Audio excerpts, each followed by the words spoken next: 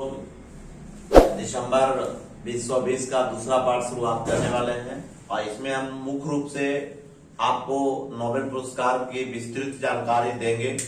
Nobel पुरस्कार की शुरुआत 1901 में हुआ है।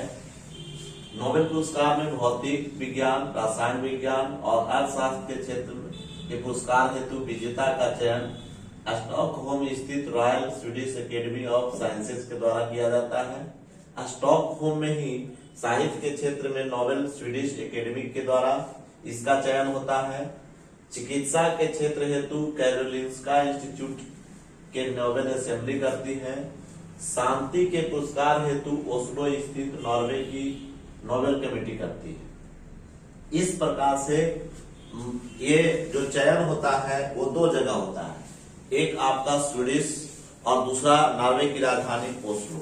ओस्लो का प्राचीन नाम क्रिस्टीना है और इस पुरस्कार में इसका पुरस्कार का वितरण 10 दिसंबर को होता है। पुरस्कार की कुल राशि जो है 10 मिलियन स्वीडिश क्रोनर है। चूंकि नॉर्वे का मुद्रा क्रोनर है इसलिए क्रोनर में ही राशि दी जाती है। चिकित्सा के क्षेत्र में 1901 में पहला पुरस्कार एमिल एडोल्फ वॉन बेहरिंग को जर्मनी के थे। भौतिकी के क्षेत्र में 1901 में पहला पुरस्कार विल्हेम रॉन्टगन जो एक्स किरण की खोज के लिए दिया गया था।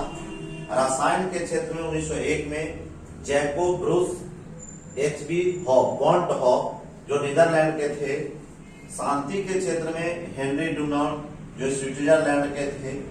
साहित्य के क्षेत्र में क्रूधो सल्ली तथा अर्थशास्त्र का पुरस्कार हम लोग जानते हैं कि 5 पुरस्कार जो है 1901 से 68 तक दिया गया, जबकि 1969 में अर्थशास्त्र को भी शामिल किया गया। वो जो है पहला पुरस्कार रेगनर फ्रिस तथा जॉन टेनबर्ग को दिया गया। क्यूरी ही एकमात्र वैज्ञानिक है जिन्हें 1903 में तथा 1903 में भौतिकी का तथा 1911 में रसायन विज्ञान के क्षेत्र में नोबेल पुरस्कार मिला है। ऐसा पहला व्यक्ति है जिनको भौतिकी में भी और रसायन में भी आपका पहला पुरस्कार मिला। उसी प्रकार से अमेरिका के लाइनस पॉलिन एकमात्र वैज्ञानिक है जिनको रसायन विज्ञान में 1954 में तथा शांति के नोबेल पुरस्कार 1962 में प्राप्त हुआ। पाकिस्तान की मलाला यूसुफजई जिन्हें 2014 में कैलाश सत्यार्थी के साथ बचपन बचाओ आंदोलन के लिए नोबेल पुरस्कार शांति पुरस्कार संयुक्त रूप से दिया गया, जो सबसे कम उम्र की थी। ये पुरस्कार 2014 में मिला था। अब हम लोग नोबेल पुरस्कार से संबंधित भारतीय मूल के व्यक्ति की चर्चा करते हैं। तो सबसे पहला पुरस्कार आपको रविन्द्रनाथ टैगोर जो साहित्य के क्षेत्र में 1913 ईस्वी में गीतांजलि के लिए दिया गया था। दूसरा पुरस्कार सीवी रमन को भौतिकी के लिए 1930 में रमन प्रभाव के लिए। तीसरा हरगोविंद खुराना चिकित्सा के क्षेत्र में 1968 कृत्रिम जीन संश्लेषण के लिए। मदर टेरेसा शांति का नोबेल पुरस्कार 1979 में समाज सेवी संबंधी कार्यक्रम के लिए। साथ ही भारत रत्न जो है 1980 में मदर टेरेसा को दिया गया। सुब्रमण्यम चंद्रशेखर भौतिकी 1983 जो चंद्रशेखर सीमा के लिए दिया गया था। अमर्त्य सेन अर्थशास्त्र का नोबेल पुरस्कार 1998 में कल्याणकारी अर्थशास्त्र के लिए मिला था। उसी प्रकार से BS नेपाल को साहित्य का 2001 में, वेंकट राम कृष्ण रसायन 2009 में तथा कैलाश सत्यार्थी शांति 2014 जो यूसुफ मलाला जाई के साथ मिला था। इस प्रकार से 9 व्यक्ति को अब तक जो है भारतीय नोबेल पुरस्कार मिल चुका है। इसमें मिलाने के लिए दिया जाता है कि इनमें किन व्यक्ति को नोबेल पुरस्कार जो है नहीं मिला है। महात्मा गांधी का नाम अब तक 5 बार गया, लेकिन चूंकि ये नोबेल पुरस्कार में किसी भी मरे हुए व्यक्ति को नोबेल पुरस्कार नहीं दिया जाता है, इसलिए यह पुरस्कार उनको नहीं मिल पाया। भारत के अस्थायी प्रतिनिधि विशाल वी शर्मा है। यूनेस्को का फुल फॉर्म होता है UNESCO, United nation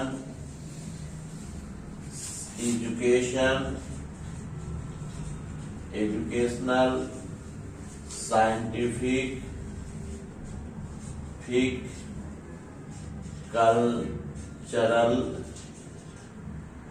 cultural organisation.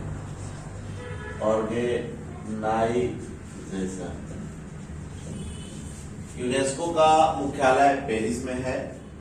विश्व बैंक के निदेशक मंडल में भारत की ओर से नामित कार्यकारी निदेशक राजेश खुल्लर को बनाया गया है। उसी प्रकार से एशियाई विकास बैंक के निदेशक मंडल में भारत द्वारा नामित कार्यकारी निदेशक समीर खरे को दिया गया है। स्टेट बैंक के चेयरमैन दिनेश कुमार खारा हैं। आरबीआई के चौथे deputy governor S Rajeshwar Rao. 3 पहले बीपी कानूनगो हैं, महेश कुमार जैन है और एमडी पात्रा है। भारतीय बैंक संघ IBA, Indian bank of association के नए चेयरमैन राज किरण राय को बनाया गया है। आईमा के नए चेयरमैन हर्षपति सिंहानिया है। आईमा का फुल फॉर्म होता है ऑल इंडिया मैनेजमेंट एसोसिएशन। अब हम लोग प्रमुख बैंक दर की बात करेंगे। पहला है रेपो दर जो आपका 4% है। रिवर्स रेपो दर जो 3.35% है। बैंक दर जो आपका 4.25% है। नगद आरक्षण अनुपात जो 3% है। सांवैधिक तरलता अनुपात जिसको SLR करते हैं वह 18% है। उपभोक्ता मूल्य सूचकांक का आधार वर्ष पहले जो है 2001 था, जो अब उसको बदल करके 2016 कर दिया गया है। देश का सबसे बड़ा चीनी उत्पादक राज्य उत्तर प्रदेश है। विश्व में ब्राजील सबसे बड़ा चीनी उत्पादक देश है तथा भारत का स्थान दूसरा है। आयुष्मान सहकार योजना की शुरुआत 19 अक्टूबर 2020 को किया गया है। देश की सबसे बड़ी धनी व्यक्ति फोर्ब्स के अनुसार मुकेश भाई अंबानी हैं। केरल फल सब्जियों के लिए आधार मूल्य घोषित करने वाला पहला राज्य बन गया है। चर्चा अभी करेंगे मोदी जी की अब तक की जो घोषणा है, जो हम लोग उनसे संबोधन का मुख्य विषय रहा है, उस पर चर्चा करेंगे। तो सबसे पहले 8 नवंबर 2016 को काले धन पर लगाम लगाने के लिए 500 रुपया और 1000 के रुपया पर नोटबंदी की घोषणा की।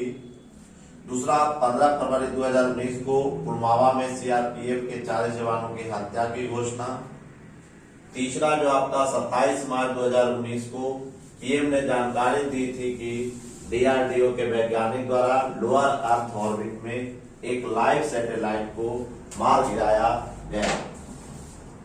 तीसरा जो आपका नेक्स्ट जो आपका है 8 अगस्त 2019 को जो आपका बहुत ही चर्चित है, ये हम लोग बहुत चर्चा का विषय बना हुआ है 370 जो JK में आपका है उसको हटाया गया। JK के संविधान को जो आपका स्पेशल वन मिला था उस वन को समाप्त कर दिया गया। कब? 8 अगस्त 2019 को। 7 सितंबर 2019 को चंद्रमा पर उतरने से पहले चंद्रयान 2 का संपर्क टूटने के बाद वैज्ञानिकों का हौसला बढ़ाना, ये जो है घोषणा की नरेंद्र मोदी साहब ने। 9 नवंबर 2019 को अयोध्या विवाद पर सुप्रीम कोर्ट के फैसले पर और पंजाब में करतारपुर कॉरिडोर का संबंध की घोषणा की। 19 मार्च 2020 को कोरोना के संबंध में 22 मार्च के लिए जनता कर्फ्यू की घोषणा। साथ ही सायं 5 बजे 5 मिनट तक कोरोना वॉरियर के लिए के सम्मान में थाली और ताली बजाने की घोषणा की। 24 मार्च 2020 को कोरोना नियंत्रण के लिए पहले चरण का लॉकडाउन की घोषणा की गई। 3 अप्रैल 2020 को 5 अप्रैल 2020 को रात 9 बजे घर के सभी लाइटें बंद करके 9 मिनट तक मोमबत्ती, दिया, टॉर्च और मोबाइल के फ्लैश लाइट को जलाकर जलाने की घोषणा की। 14 अप्रैल 2020 को लॉकडाउन को 3 मई 2020 तक बढ़ाने की घोषणा की गई। साथ ही 12 मई 2020 को कोरोना महामारी से ध्वस्त अर्थव्यवस्था को पटरी पर लाने के लिए नरेंद्र मोदी साहब ने 20 लाख करोड़ रुपए की आर्थिक पैकेज की घोषणा की। तो इस प्रकार जो है इनके जो है महत्वपूर्ण घोषणाएं थी। अभी और 2 बचे हुए हैं। 30 जून 2020 को गरीब कल्याण अन्न योजना को 30 नवंबर पर 2020 तक की वृद्धि कर दी गई।